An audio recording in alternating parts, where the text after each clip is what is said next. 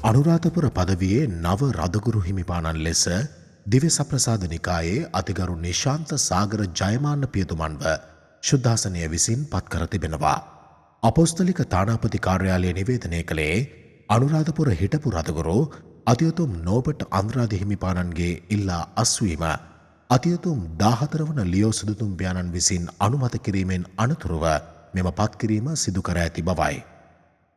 අනුරාධපුර හිටපු රදගුරු අතිඋතුම් නෝබට් අන්ද්‍රාද හිමිපාණන්ව එම පදවියේම අපොස්තලික පරිපාලක හිමිපාණන් ලෙස පත්කිරීමට සුදුතුම් පියාණන් විසින් යෝජනා කර ඇති බවද එම නිවේදනයේ වැඩිදුරටත් සඳහන්.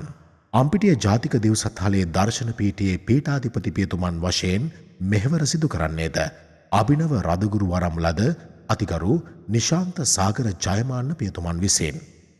අනුරාධපුර හිටපු රදගුරු අතිඋතුම් නෝබට් අන්ද්‍රාද හිමිපාණන්ට යක්ෂාභරිත ප්‍රණාමය පුද කර සිටින අතරම අභිනව රදගුරු අතිඋතුම් නිශාන්ත සාගර ජයමාන්න හිමිපාණන්ට වර්බුම් TV අපගේ බැතිබර සුභාශිංසනද ප්‍රාර්ථනා කරනු ලබනවා.